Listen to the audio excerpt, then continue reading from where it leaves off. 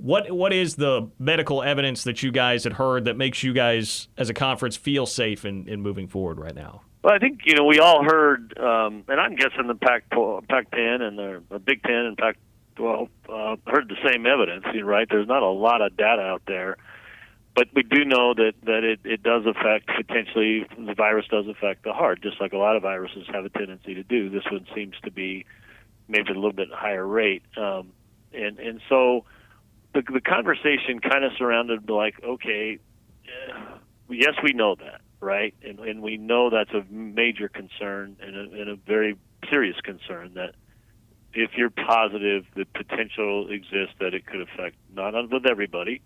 The numbers, they cited a German study. Most of that was 40-plus-year-old people, but we are starting to see it in some of our athletes. Right, none yet at K-State, but across the country. So. The conversation was, okay, first of all, if they're positive, what are the necessary cardiac testing that you need to do? So there's a lot of discussion about that. And, okay, is that enough to say it's not safe to move forward? And some doctors on the call were saying that I don't know that even after the testing I can you look at an athlete in the face and look at the athlete in the eye and say, yes, I feel you're safe to go back to play. And we had some doctors on the phone that said, they're all cardiologists and very, very smart people, saying, well, okay, we don't disagree with that. We don't think if they've passed all these tests, we do think it is safe. However, you're talking potentially a small number that are A, going to be positive, and B, of those positive, it's a small number that could potentially have the heart issue. Is that enough to shut down everything? When you have, let's say you have 10 guys that are positive, of those 10, 5 of those show signs of heart issues, is that why we should shut down on August 12th before, we got 100 other plus guys that are not positive that are still being safe and that can still practice and maybe still play?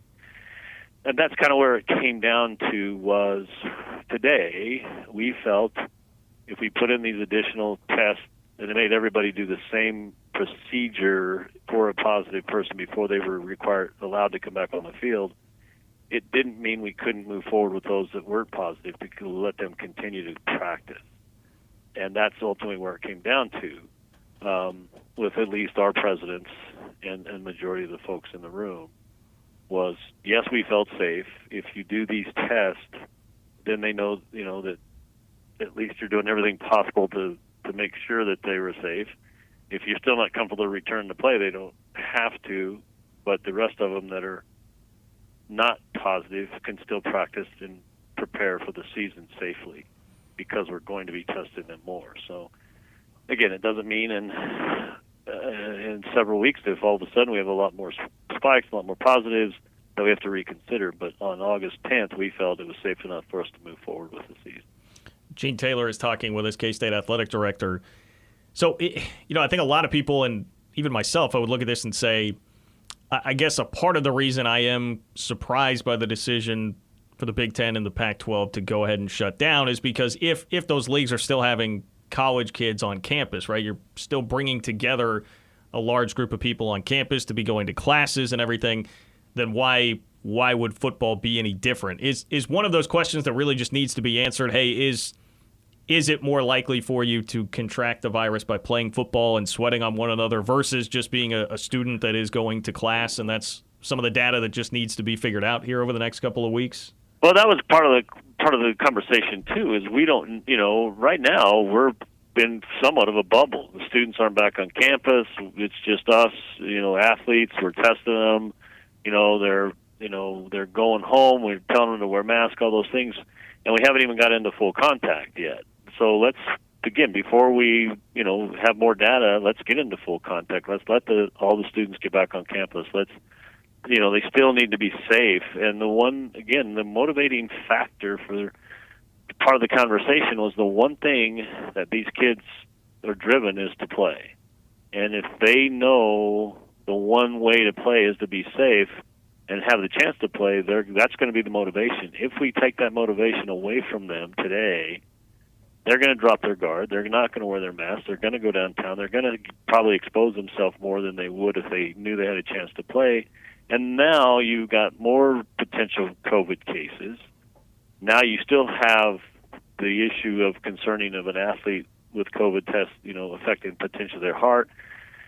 And, are you going to run them through all the tests? Are they not working out? Are they working out? If they're still working out, you still have to test them. And so we felt that at least our doctors and our presidents felt one of the ways to keep them safer was to let them come and continue to practice and play and let us test them three times a week. That's probably safer than not playing and practicing. So we'll see. I mean, like I said, the next step, we haven't even made the next step. That's why we didn't want to make that decision on August 10th was let's let them get in full pads. Let's let them get kids back on campus. Let's see if we can still keep them from contacting the coronavirus.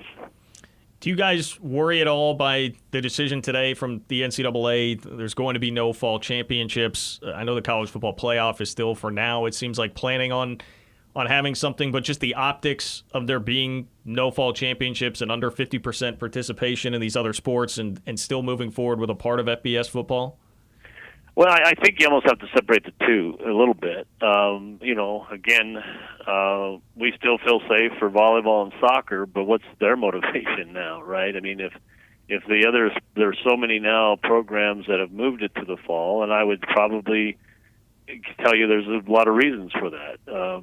One, there is a financial reason. They thought, well, we don't have football, and this particularly smaller conferences don't have the testing capability. But then now there's way more than 50% that aren't going to compete. So those of us in the Big East or not us in the ACC and the SEC, I think the Conference USA, Sun Belt, and the AAC are the only conferences remaining. Is that still going to be a true championship? And if we let them play in the fall, what are they playing for when all the other teams are going to get an opportunity to play in the spring for a championship? Now we have to kind of figure that out.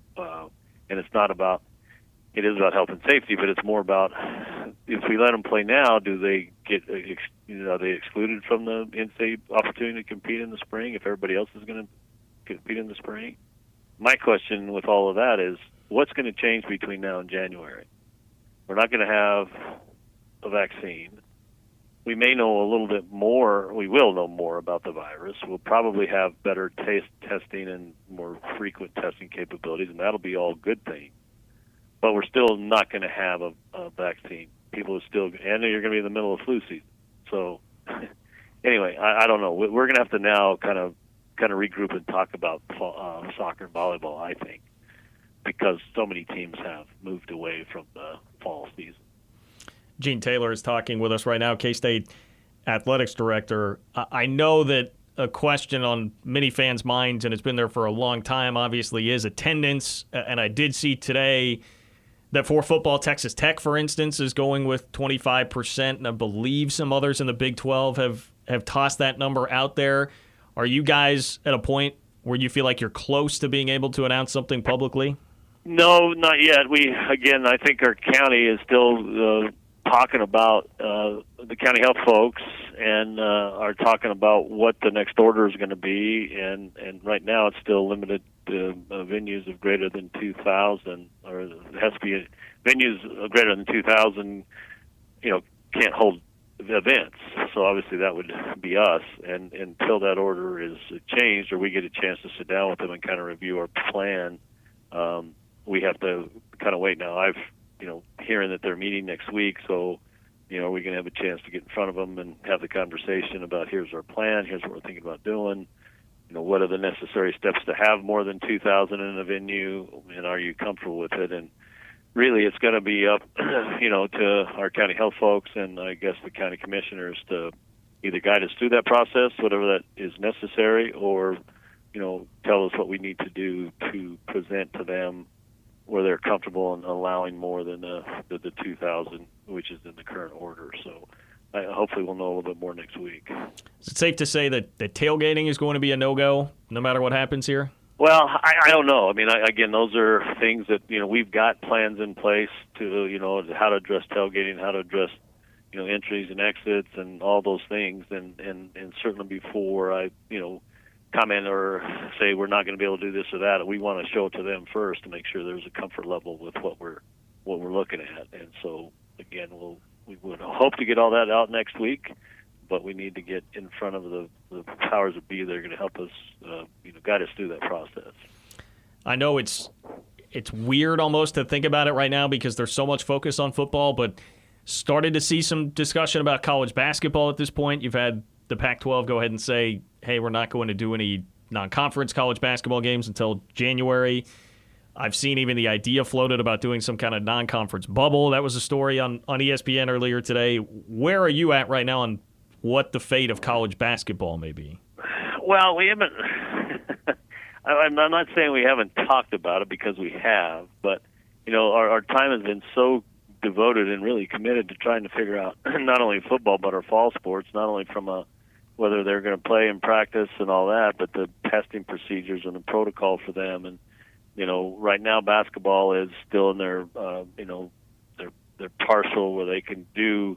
They're not voluntary, but they can only work out with a certain number of athletes with coaches, and so they're anxious for a decision, but we're kind of telling our basketball guys, it's August. We haven't even figured out the fall sports yet. We'll get to you when we get all that figured out. But I do know that coaches and their oversight groups have started to talk about various options. I know conferences. I've heard the Big East is talking about a bubble potential for their whole conference play. So there is conversation going on nationally. We just haven't gotten into it in detail in the Big 12 yet, but I'm sure we will here in the next few weeks. Well, Gene, before I let you go, I'll just leave you with, I guess this would be the million-dollar question at this point, but how confident are you that an entire college football season does get played for you guys this year? Well, when you say entire, I'm guessing, right now it's not even going to be entire because it's only been 10 games, but am I confident that we're going to get through a full 10 games and without some interruption? I would probably tell you no.